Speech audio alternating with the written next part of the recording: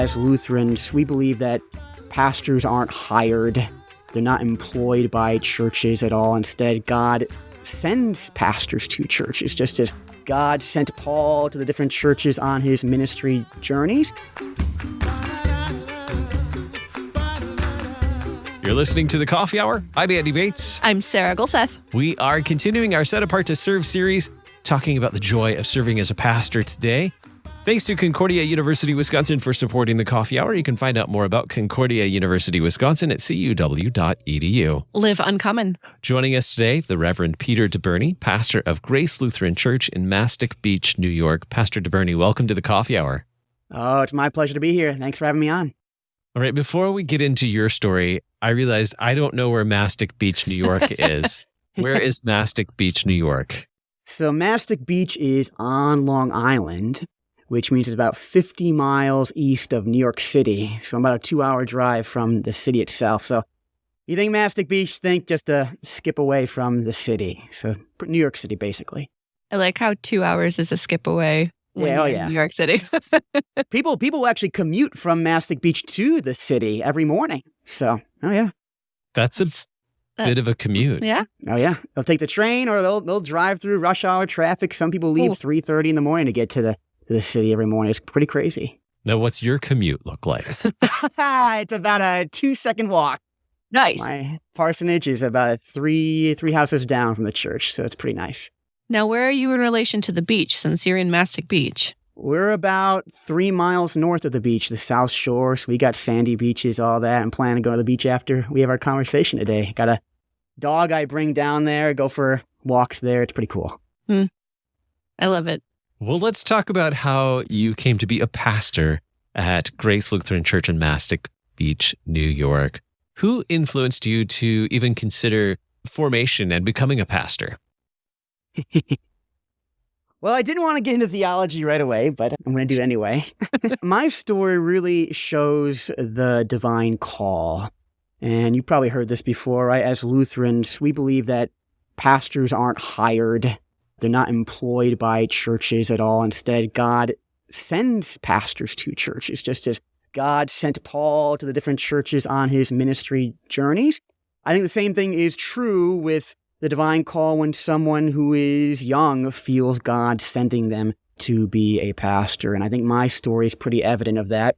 When I was young, 7 years old, my parents, good LCMS parents that they were, they took me to church every Sunday, and the church had a Lutheran school associated with it. And I remember in 2nd grade, I saw that my pastor, he would come visit us and come and just say hi, hug the kids. He would tell us Bible stories. And I saw my pastor, and I said, that's what I'm going to do one day. I'm going to be a pastor just like him. That was God. That was the divine call. No one in my family was a pastor. Dad wasn't a pastor. Grandpa wasn't a pastor.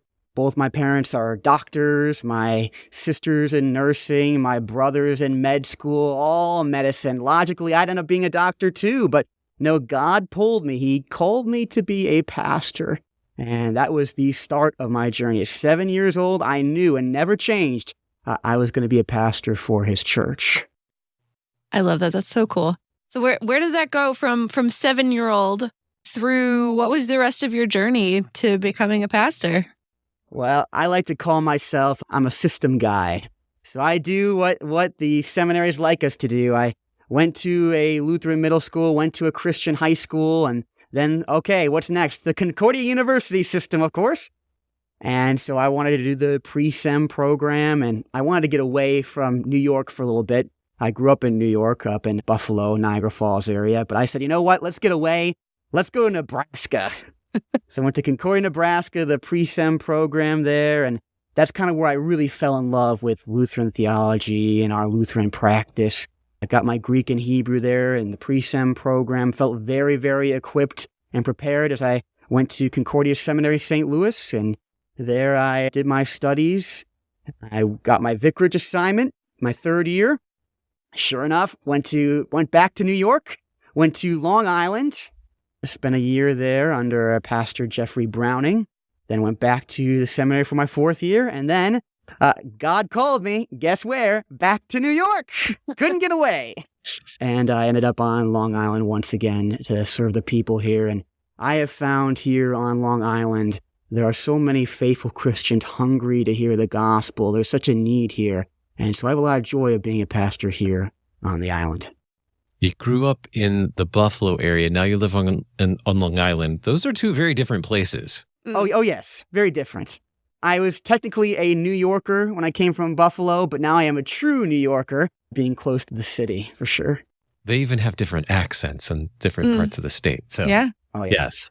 Some people have told me that Buffalo is Midwest. I don't know if I believe that, though. Interesting.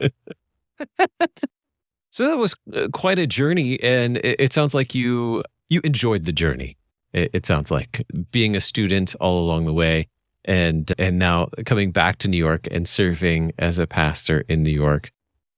What gives you joy in being a pastor and serving the saints that you get to serve on a regular basis? One of the biggest things for me, and what motivated me to keep going throughout the years of formation to become a pastor, was I saw the need.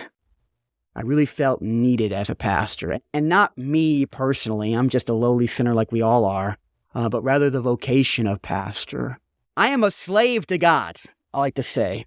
And slave often has negative connotations these days, but when we have a benevolent master like our Lord Jesus, being a servant of God is a great thing.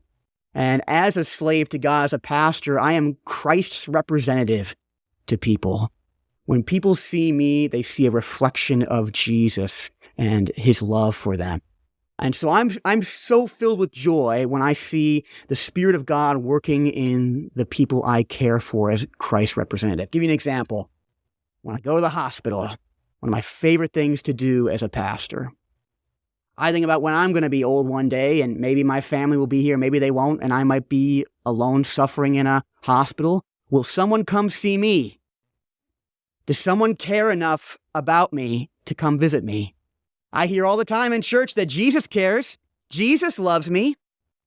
Well, will the representative of Jesus come to see me? When I go to hospital visits and no one's come to visit these people and they see me, I see the tears on their face because they see that Jesus still cares about them, even in their lowest moments, even when they're sick, even when they're constantly in pain, even when they may have no family left. I see the joy in their faces, and that it humbles me, but also fills me with joy as I see the Spirit working with them. And even more than that, I'm not just a social worker going to visit them.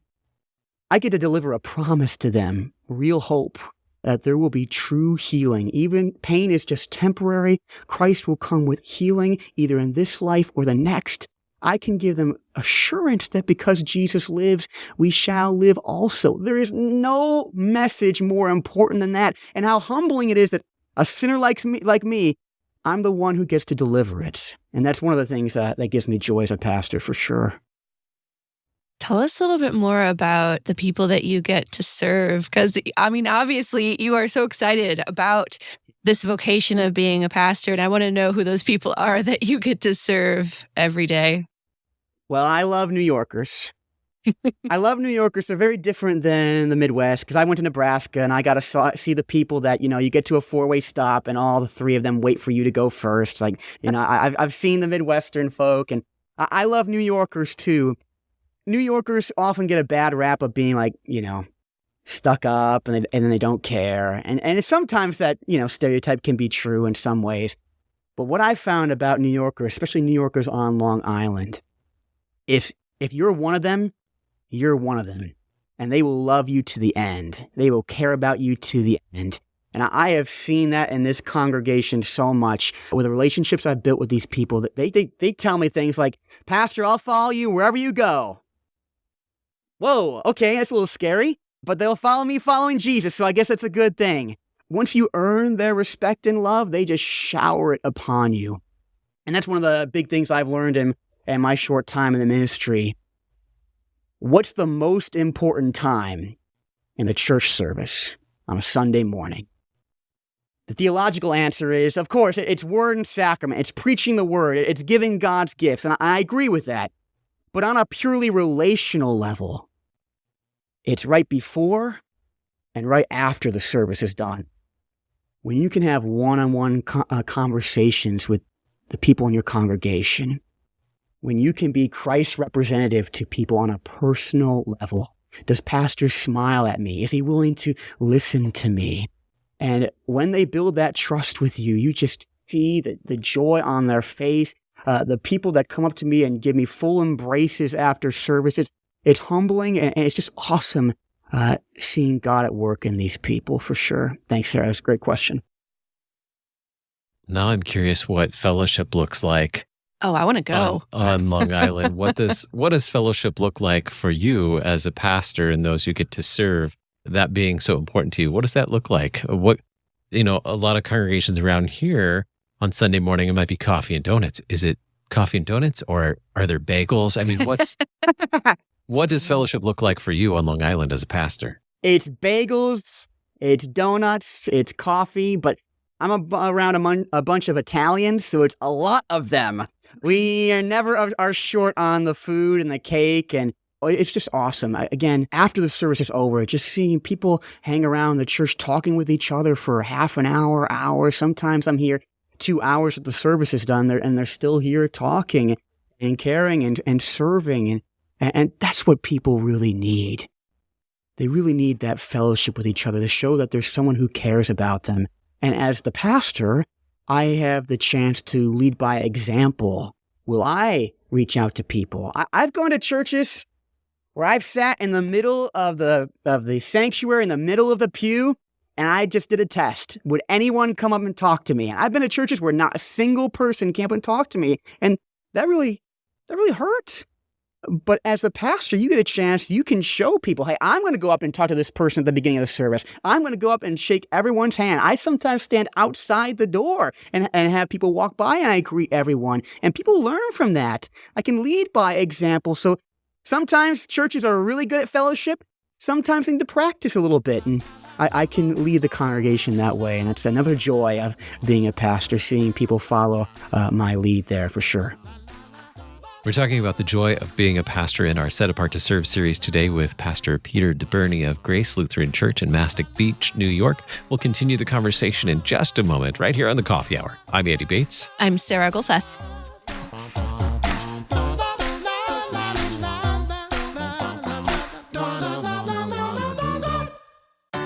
At Concordia University, Wisconsin, we believe you were created for a reason: to use your God-given gifts to help others. To live a life of self-sacrifice in a me-first world. To live a life that's uncommon. Whether you're taking one of 50-plus online programs or learning with us in person on the shores of Lake Michigan, you'll be equipped to make an uncommon impact. Learn more at cuw.edu. Concordia University, Wisconsin. Live uncommon.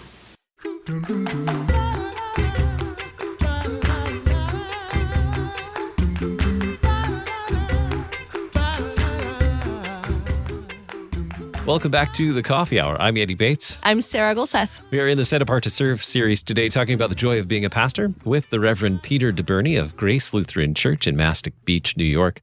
Pastor, you painted a nice picture for us of the joy that you find in serving as a pastor to the lovely saints at Grace Lutheran Church.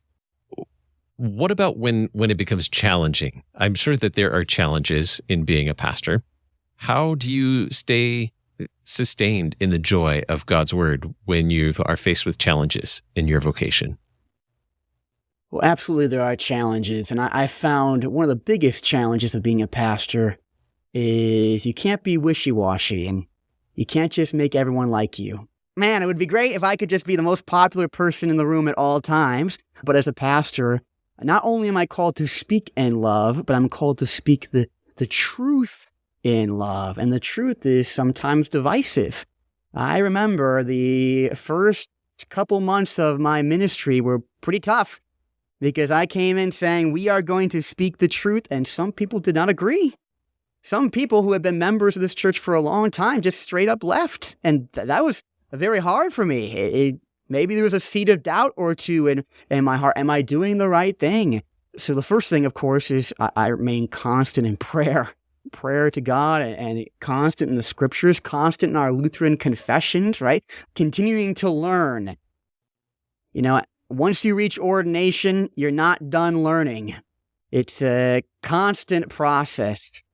And so continuing to be in the scriptures, learning, and so that I can guide this congregation the right way. And when the difficulties come, it's cool. I was able to build relationships with my circuit pastors in my circuit, and be able to confide in them some of the difficulties I have. Nowadays, I think I told you I've been appointed circuit visitor. So now pastors come and talk to me about all the things bugging them, and it's my pleasure to do that and care for them, be a pastor to pastors. But finding someone I can confide in was so very important for those early months. And of course, now when challenges come, I have a vice president or two I can call up. I have our district president I can always call up. And our district president, he is like A+ kind of guy. If you've met him, Sarah, like he's just got that personality and that vigor for ministry, and I know I can confide in him and trust in him when those challenges come, for sure. Yeah, we do like Bishop Taylor around here. He's a good guy. Yes, Always moving. Yeah, that's true. You're talking about the community that you've been a part of as a pastor. How else are you able to take this joy of ministry, but also the community that you're talking about? How else have you found yourself in different communities in your own local area, but also just around your district as well? We'll start with the community. It's really cool. We've got a lot of young families in this area, and we're working on evangelizing to these people. Every Christmas, we've got a Christmas parade, and we're going to be in that parade. We're going to have a float. We're going to invite people to church. We're going to hand out flyers that people might know. Hey, come to Christmas service with us. We have a night in Bethlehem every Christmas. We come to the church and see the story of Jesus. Come one, come all. You're all invited. Every year we have a VBS program. In fact, just last week we concluded our VBS program. We invite anyone. Anyone come. There's no cost. Come and hear the story of Jesus. Some of these kids have never opened a Bible before. Some of these kids never heard the story of Jesus before, and we want to be their first exposure to the gospel of Jesus. This congregation, again, is on fire for the gospel and wants to work, wants to serve. Sometimes it can be a challenge to find the best opportunities for this, because more so now than ever, people don't really open their door to strangers, right? The knock on the door ministry. When's the last time you enjoyed opening into the door to a complete stranger at home, right? When you're at home, please don't talk to me. I found that's what most people, but we find opportunities. Our church is right on the street corner. Some people come by, strangers will walk in this door, and we want to be able to serve them, care for them. And we have many servant leaders in this congregation equipped to care for our community as well. You mentioned the circuit as well. Just now, every 3 years, our bishop has made it really important that we have a convocation. We as Lutherans say we're all on the same team. We work together. We're confessional, which is great. That's awesome on paper. But if you never see your fellow Lutherans, are we really on the same team? If we never meet each other at different congregations, how can we say we know each other? And so the bishop's really big. In fact, I just became circuit visitor in May, and June, he said, Vice President David Wackenhuth came up to me and said, oh, by the way, you're going to lead the Circuit 9 convocation. Get ready to plan an event of fellowship with 10 different congregations. Okay, we're going to do that. And so in September, we're going to have just a nice picnic of fellowship. We're going to have live music there. The congregations from the circuit are all invited to join us. We get to know each other a little bit, to have fellowship, not just with our individual congregations, but with each other. We are synod. We walk together. And how cool is that they're all on fire to get started with that. I'm really excited about that. What does that mean to you as a parish pastor to have that support, especially of your district bishop and others in your district, your circuit, your fellow pastors there? What does it mean to you to have that support? Well, I've seen a lot of pastors fall into the lone wolf mentality, where they feel completely isolated by themselves. And I have found when pastors feel alone, their holistic health suffers. Holistic health, we're more than just one thing. We have mental health, we have physical health, and we have spiritual health. But when we are alone, we have no one to rely on. Who is Christ's representative to us? And so it gives me a lot of comfort to know I have someone I can turn to immediately. If I'm having a rough day, I can call up my district president. He's only a phone call away. I can text him. He'll text right back. I can talk to my fellow pastors in my circuit. I know I can be cared for. Pastors need to be cared for too. Sometimes we forget about that. And I have a good support network to do that for sure. Talk about how your congregation or your circuit or your district, how you've seen encouraging young people to become church workers. I mean, your story is a one of, seeing a pastor just do pastoral things and knowing that was what you were going to do. How have you seen your district and your church encourage young people to consider these vocations in the church as well? Well, it's cool. I just mentioned how as Lutherans, we're all a team. And I've found that the burden shouldn't just fall on a single pastor to raise up future pastors. Sometimes that I've heard that, well, okay, it's pastor's job to do that. Well, why don't we work as a church together? And not just a church together, how about a circuit together or a district together? Just a couple weeks ago, one of the pastors called me, hey, circuit visitor, can you come? I've got someone in the congregation, 17-year-old kid. He's interested in becoming a pastor. Could you talk to him? And that's an awesome thing, right? We have these conversations where we can build up and identify certain traits that might make people fit for the office of the ministry. I had a great conversation with this guy and I gave him my roadmap, right? Okay, you should be looking at the Concordia University system, preferably Nebraska. And then, okay, here's what the seminary would look like. And there's a lot of assistance from the congregation. I like to encourage congregations, hey, we should be supporting our own to become pastors. The need is great. Let's help meet that need. And the district is often supporting with programs too. Again, the Set Apart to Serve program. I know many congregations in this district have been using that curriculum. And again, the idea is it should not be a single pastor alone or a single congregation alone. We got to be working together as Lutherans together as a team to raise up men to be pastors for sure. What does that look like in your congregation? Certainly someone encouraging you to talk with a young man. Are there other things that your congregation may be doing to encourage young people or even second career folks to consider church work vocations? Well, it's funny you mentioned that. I had someone in a second career setting come up to me interested in becoming a pastor in this congregation. And I found a lot of it is having some kind of hands-on ministry exposure and seeing how people respond, right? Do you fit in serving the poor, being part of our ministry and outreach, helping with VBS, helping in worship? And I try very hard to get men involved in these situations and these roles so I can see their interest grow. One of the men who just came up to me recently, he's been serving with me in worship in an altar assistant kind of role for some time now. And he's heard the word spoken to him and he's seen me practice what I do. He's come on visits with me. And he's risen in interest that way. So I find the best way to raise up pastors is first kind of expose them to what pastors do. Being a pastor, if you don't know what being a pastor is like, is very nebulous territory. Okay, I see them preaching on Sunday. When I was 7 years old, I thought that was what being a pastor was. I get to preach on Sunday and everyone listens to me. No, it's a lot more than that. It's visiting the poor. It's caring for this congregation. There's a lot of administrative responsibilities of being a pastor. And I found the best way to raise up pastors is to expose slowly candidates for that role. With all those duties, with all the things that as a 7-year-old you may not see, but now that you're in this vocation, you know more fully what it is to be serving in this role. How do you stay sharp? How do you stay on top of all of those different duties and responsibilities? I mean, even just that short list of what you said requires a lot of different skills in a lot of different areas of being functional. How do you stay on top of all of that and to be able to serve to the best of your ability? Well, that's a great question, Sarah. And I mentioned earlier that I think it's awful for a pastor to plateau, to stop learning. In fact, when I think about what it means to be a pastor and to continue to grow, I think of Jesus' parable of the servants who received talents, 5 talents, 2 talents, 1 talent, right? You remember this parable?